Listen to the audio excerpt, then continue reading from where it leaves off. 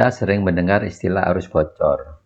Kita akan coba kali ini untuk membahas berapa besar watt arus bocor itu, atau kalau kita konversi watt arus bocor ke rupiah, seberapa besar rupiah yang dihasilkan dari arus bocor itu. Jadi kita bisa mengetahui berapa besar kerugian dari arus bocor berdasarkan rupiah yang sudah kita hitung.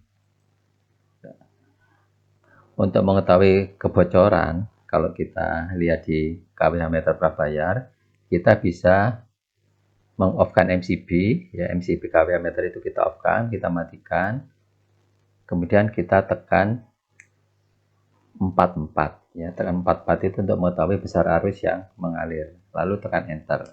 Bila di situ terdisplay atau muncul angka 0, berarti tidak ada arus bocor. Tapi sebaliknya, kalau muncul angka, itu menunjukkan adanya arus bocor. Karena di sini MCB-nya sudah off ya, harusnya kalau dalam kondisi normal semuanya adalah off, tidak ada arus listrik yang mengalir. Kalau misalkan kita menggunakan kWh pasca bayar, ya, caranya untuk mengetahui arus bocor itu, MCB dari kWh itu kita hidupkan, ya. Kemudian semua beban peralatan di dalam rumah itu kita matikan, semua mati, saklar mati, ya tidak ada peralatan listrik yang bekerja. Kemudian kita lihat, ya kita amati 1-2 jam atau 3 jam, apakah angka di kWh pasca bayar itu berubah. Kalau misalnya berubah atau bertambah, berarti di situ ada arus bocornya. Itu untuk melihat kalau menggunakan kWh pasca bayar. Nah, sedangkan arus bocor sendiri itu disebabkan oleh instalasi listrik yang kurang baik. Misalkan kabelnya agak retak-retak karena usia, atau sambungan-sambungan yang kurang baik sehingga timbul induksi ke pengantar yang lain.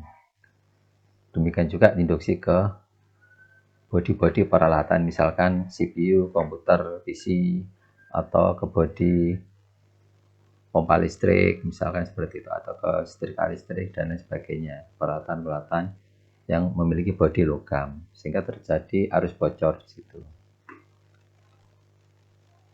Sekarang kita coba untuk menghitung besarnya arus bocor, karena kita akan fokus untuk menghitungnya ya. Kalau masalah-masalah arus bocornya itu kita bisa lihat di video yang lain.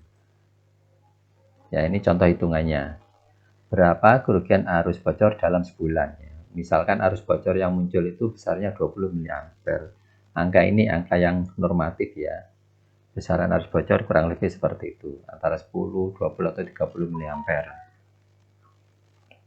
Nah, sekarang kita pakai rumus daya P sama dengan V kali cos B, tegangan kali arus kalikan power faktornya. Kita menggunakan tegangan 220, arusnya 20 mA, jadi 0,02 dijadikan ampere. Power faktornya kita ambil 0,85, sehingga dayanya adalah 3,74 watt.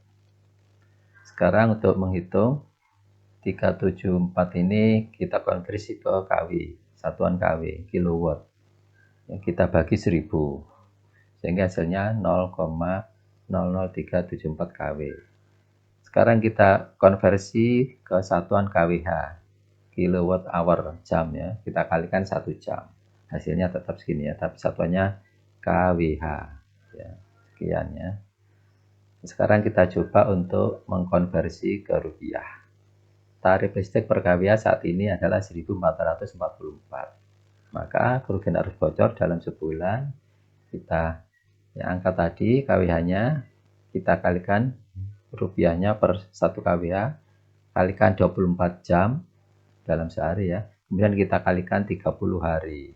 Jadi dalam sebulan ini ketemu 3.888,